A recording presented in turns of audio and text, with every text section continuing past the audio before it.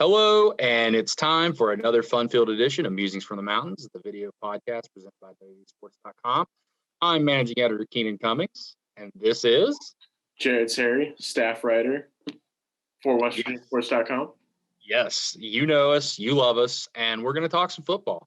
And do they love us? That might be a bit of a stretch there, Keenan. They might love me. They're getting to know you. They might not love me either. You're right. Maybe they don't love us.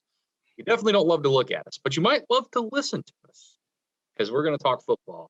And who doesn't want to talk football? A lot of times we went through a lot of times we didn't think we were going to have this discussion, but here we are. West Virginia, 2-1, hosting Kansas. West Virginia's dominated this series. Kansas has found a way to make it close more often than not. Well, more than you would really expect. Kansas actually beat West Virginia in 2013. There was the Will Greer game they kept close. Kansas had a chance last year. This year, not so much. I think West Virginia, I'll get to my prediction later, but I think this is a game West Virginia should win. You look at this Kansas team, Les Miles is dealing with COVID right now. Not even sure if he's going to coach this game. So we'll see what happens on that front. What do you see when you look at this? And I think we both have the same word on our mind when we talk about Kansas, but I'll go ahead and let you hit the iceberg here. What do you think of when you think of this Jayhawks team? To be blunt here, Kansas sucks.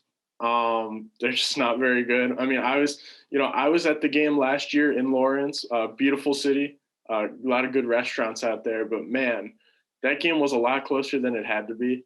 And this Kansas team, the team last year on offense, Carter Stanley, the quarterback, did a tremendous job. He's now gone. Wide receiver Andrew Parchment had 2 touchdowns, 100-some yards. He's having a down year. And really the only person left on that offense who, is really worth a damn is Puka Williams. And, so that's much fewer factors that the Mountaineers will have to contend with this Saturday. Yeah, I think Puka Williams is who you got to watch out for. The guy's, you look at his numbers, a lot of people, he doesn't get the recognition that he honestly deserves. You look at guys like Chuba Hubbard and, some of these other guys in the Big 12 that are always talked about. Oklahoma's backs every year, some Texas's backs. And the guy is absolutely phenomenal. He's carried the ball 39 times this year, only 39, and he's forced 11 missed tackles. That's crazy number, and this isn't an isolated incident. I think he's forced 150 some over his career already before this year. The guy is just a special player. They use him all over the field. I still don't understand how Kansas was able to lure him in, but they were able to do it, and he's been very productive. He's popped for 1,000 both years of his career, likely going to follow that this year as well. Stopping him. You got to be able to stop him. Kansas is going to play Miles Kendrick at quarterback. They've played a 3-headed musical chairs there. Kendrick is a running threat. A little bit. Other than that, we don't really know a whole lot about him. I think that it's interesting that the guy they came into the year thinking that it was going to be the starter is now not. So it's going to be a situation where West Virginia, who has the best defense in the Big 12, if you didn't know that, at least through this portion of the season, shouldn't face too many challenges. It's an option. It's a game that West Virginia should be able to get the best of Kansas, and Coastal Carolina got the best of Kansas. Now, I know you can't play the transitive property in college football, but if you take that Baylor score against Kansas and you take the Baylor score against West Virginia, there's a lot of room there. I do think that, you have to respect your opponent, though. We don't have to. We're not playing the game. We don't have to respect them. But I think there is a chance, there is a scenario where West Virginia sleepwalks into this game and gets beat. Kansas, as I said, has played West Virginia tougher than they need to in several occasions, and have almost pulled out a few wins. So West Virginia's going to have to show up. I think it helps that the crowd's going to be back. Fans in the stands, going to be a different atmosphere. Are you excited for that? Are you excited to see fans in the stands? Definitely. I personally, I requested a student ticket, didn't get one. A lot of my other junior and senior friends did and also did not get tickets, but a lot of freshmen did that. So we don't know what kind of fans we're going to have in the stands first and foremost, but it's definitely, I think a lot of people, especially the players and coaches, are just glad that we're going to be kind of progressing. We continue to progress really into more of a normal. Yeah, we're finally getting to the point where I'm not going to say we're going to have a packed stadium this year. I don't think that happens, but at least we're getting to the point where maybe I might have a chance to shave this beard and actually go out in public again. We'll see. We'll see. I mean, it's different going to the press box with nobody in it, but people are actually going to see me here soon. Maybe I might have to do a little bit of manicuring. But prediction time. I think it's obvious. We both think West Virginia is going to win this game. What do you have as the score? Honestly, I can't put an exact score on it, but I say probably 3-4 scores, 3-4 touchdowns. Hopefully, ideally, as a person who covers West Virginia, I love to cover teams that win and do well and win by a lot. So ideally, 3 to 4 touchdowns. But as we say, Kansas is most likely going to lose this game. So I'm rooting a lot more for things to happen in the game. I really want to see Puka Williams go head to head with Tony Fields, a la Bo Jackson and Brian Bosworth. There are a lot of little things here that would be nice to watch West Virginia improve on, but Kansas is going to get blown out of the water in this one, no question. Yeah, I think that Kansas does have better receiving weapons than they get credit for. I think their quarterback play is a big reason for that struggle. I like what West Virginia's done, though, in the tackling department. I do feel like that this year they've tackled pretty well. 22 missed tackles on the season, which over 3 games is not that bad, especially when you consider they played Oklahoma State, and they have 2 of the shiftiest guys in the Big 12 on their team. So really, I think West Virginia is going to be able to control what Kansas does on offense. I wouldn't be surprised if Puka Williams pops a play or 2.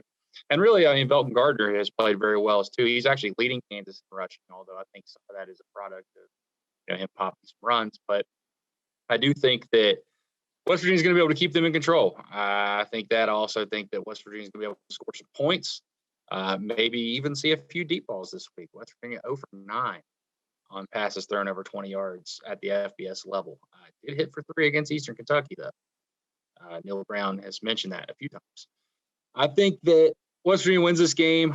It's hard picking a score. 44-14 is my pick. I think that West Virginia at home. If this was on the road, I'd be a little bit more worried just for the letdown factor. Kansas is 0-3. But at home, fans in the stands, you had a bye week. There's no excuse not to win this game and win this game. Now, here's a question for you, Keenan. Let's talk about a real prediction for a second here. Do they improve on their turnovers heading into this week?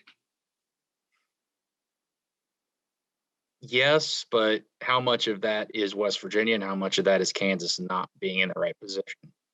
What about penalties? I think that's going to be the more interesting one, the self-inflicted things. I think it's 97.5 yards per game they're averaging right now, which is absolutely unreal that this team's 2-1 doing that. But I think they go under. I think the bye week was good for them. I think they go under on the penalty front. You got to improve there. You're not going to beat good teams. This team is not good enough. Neil Brown said it until he's blue in the face. This team's not good enough to beat teams if they keep beating themselves. Somehow they were able to do it against Baylor, but that's not going to be the case more often than not. Yeah, I'm definitely hoping they're improving, especially because, a team like Kansas is a really good confidence building game. And, above all, Keenan, you would agree, a happy Neil Brown is a more open with the media Neil Brown. Yeah. So we love that. That makes our job a lot easier. Yes, and you get a lot more of the stories too. It works well. It works for all involved. You get more talking. You get more quotes. You get more everything. Did want to mention this before we get in there. A lot of you had asked me, either on the message board or on Twitter, about Zach Dobson and his role after receiving a waiver. Well, I asked Neil this week. Don't expect him this week. Maybe don't expect him the next couple weeks, but they do expect him to be part of the plan, at some point this season. He received his waiver, but he got here late. He'd been working on scout team. They worked him during the bye week, but it's going to take some time to get up to speed. I do think he plays a role this season. This is kind of what I tried to hint at when I've been talking on the board. I don't think these guys are immediately going to come in and make an impact, but they can make an impact by the time the season's over. I think that's important. Built for the Bad Boy Mowers. Bad Boy Mowers. I don't even know what that is, but it sounds nice. Bad Boy Mowers crossover classic set. West Virginia's their 3-game tournament. They're allowed under the new scheduling model for college basketball. like West Virginia's draw here. I really do. I mean, for the field that is in this tournament, not a bad draw. West Virginia gets Texas A&M on November 25th. Then if they win, they'll get the winner of Ohio State, Memphis. Obviously, they'll get the loser if they lose. And then West Virginia will play either the winner or the loser of the Creighton, Dayton, Utah, or Wichita State side of things. So not a bad draw. Definitely not a bad try. I mean, nobody knows what's going on really with Wichita State right now, but I mean, they have the potential to be a solid team, solid teams all around. Yeah, this is a good field. Yeah, definitely. It sure beats who's West Virginia played in the past couple of years early on. Boston, Rhode Island.